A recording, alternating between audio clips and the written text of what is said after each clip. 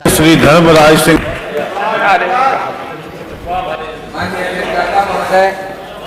मैं महामहिम राज्यपाल जी के अभिभाषण पर नेता प्रतिपक्ष की बातों से अपने आप को संबद्ध करते हुए सरकार को कुछ सुझाव देना चाहता हूं। माननीय अधिष्ठाता महोदय, जब से उत्तर प्रदेश में भारतीय जनता पार्टी की सरकार बनी है, तब से एक नारा बार बार गूंजता है कि सबका साथ, सबका विकास, सबका विश्वास। माननीय विकास हुआ है, लेकिन ऐसी सरकार मैंने नहीं देखी उत्तर प्रदेश में, इतिहास में नहीं देखी कि विपक्ष के विधायकों के साथ ऐसा दुर्भावनापूर्ण व्यवहार कभी। इंसान तो छोड़ दीजिए, विधायक तो छोड़ दीजिए, जिस गाय के नाम पर सरकार बनी थी, कई माननीय सदस्यों ने कहा, मुझसे पहले भी और पक्ष के विपक्ष के दोनों सदस्यों ने कहा है कि गाय माता के साथ जो दुर्व्यवहार और अन्याय हो रहा है, उसकी कल्पना भी नहीं कर सकता कोई भी इंसान।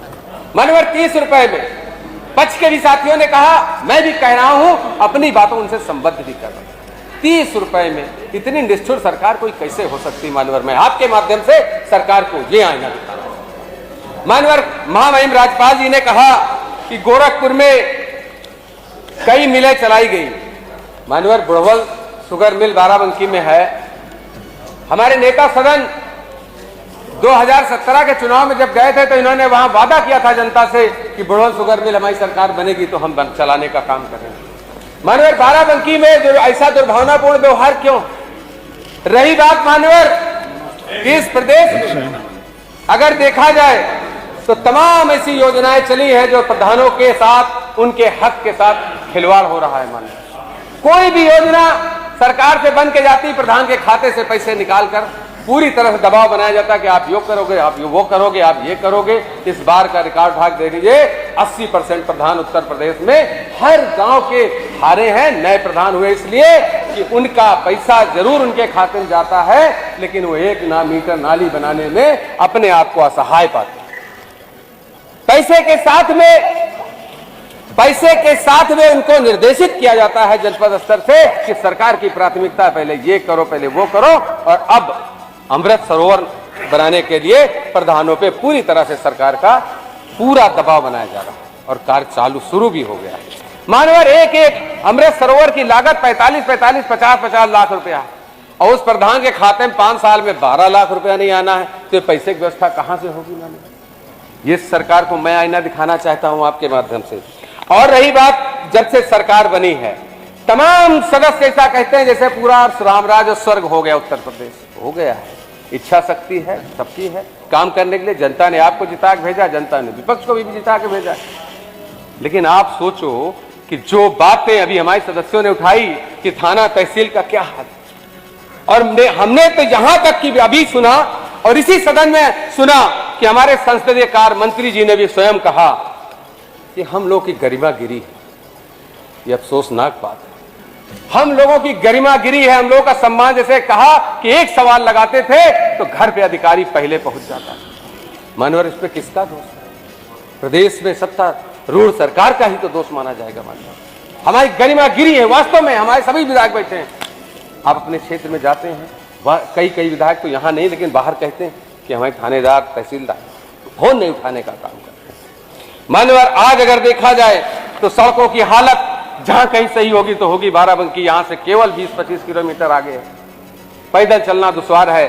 सड़कों पे ये हालत सड़कों की हो गई है। मान्यवर, देखा जाए कि और महंगाई उस चरम सीमा तक पहुंची है कि नहाने से खाने तक का सभी कुछ महंगा हो गया।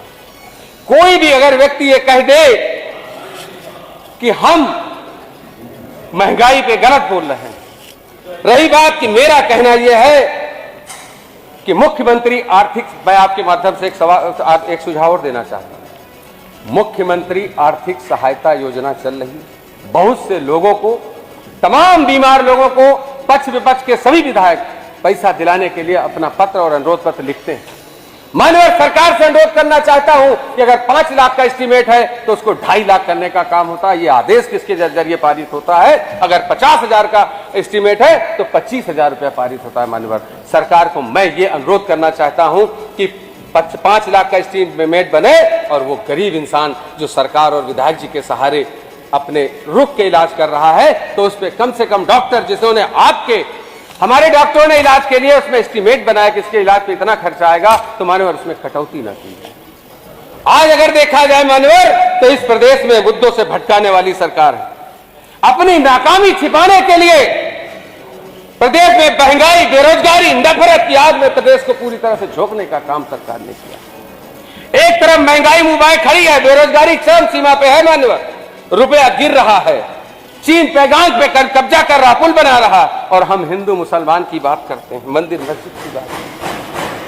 मानवर, ये देश, ये प्रदेश हिंदू मुसलमान से नहीं चलने वाला है। गरीब के पेट में रोटी कैसे जाए, हमारा बच्चा शिक्षित कैसे हो, तमाम युवा बेरोजगार रोजगार कैसे पाए, छोटा मझोला व्यापारी आप कंक्लूड करें कैसे व्यापार करे, और किसान को उचित समय पर उचित मूल्य में खाद, पानी, बिजली जैसी चीजें कैसे मिले, इससे देश प्रदेश चलेगा, इससे देश प्रदेश चलेगा। धर्मराज जी, अब समय खत्म। मान्यवर, अभी थोड़ा सा 1 मिनट दे दीजिए बस, अपनी बात अपने क्षेत्र कह के। माननीय मुलायम सिंह यादव जी हमेशा कहा करते थे, और हमेशा कहा उन्होंने, कि प्रदेश में किसान जब तक तरक्की नहीं करेगा तब तक पूरा देश और प्रदेश कभी तरक्की नहीं करने वाला। आज अगर देखा जाए तो प्रदेश में 11 हवाई अड्डे बंद हैं। मैं बधाई देता हूं सरकार को, 11 हवाई अड्डे पर काम चल रहा है, लेकिन मान्यवर, इनको बनाने की जरूरत क्या है जब हम इनको प्राइवेट के लोगों को किराए पर देने का काम करते हैं। जनता के पैसे का पूरी तरह से दुरुपयोग करने का काम हम करते हैं, तो ये हवाई अड्डे बनाने की जरूरत क्या है। आज अगर देखा जाए तो बाराबंकी जनपद की अगर समस्याएं मैं आपके बीच में रखूं तो 5 साल पहले से भी, मैं जब से सरकार बनी तब से मैं अपने बाराबंकी जनपद की समस्याएं उठा रहा हूं मान्यवर, और सरकार अभी तक कोई भी काम नहीं कर रही। मान्यवर, मेरे क्षेत्र में बाराबंकी शहर को टाउन एरिया बंकी से जोड़ने के लिए अंडरपास या और अब हो गया धर्मराज जी, 1 मिनट भी हो गया आपका, वो 1 मिनट भी आपने मांगा था, हम शांत रहे। 1 मिनट मान्यवर, पूरी बात थोड़ी समाप्त करिए, है ना। मैं तो क्षेत्र की बात कह रहा हूं, तो सरकार के बारे में कह रहा हूं।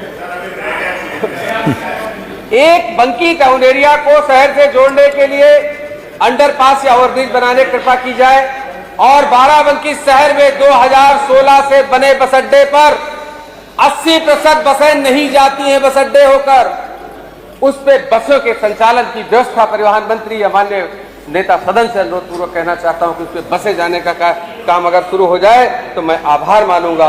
और मैं अंत में इतना जरूर कहना चाहता हूं कि मैं नेता प्रतिपक्ष की बातों से अपने आप को पूरी तरह संबद्ध करते हुए इस बजट में संशोधन का प्रस्ताव रखता हूं। आपका बहुत बहुत आभार, बहुत बहुत धन्यवाद।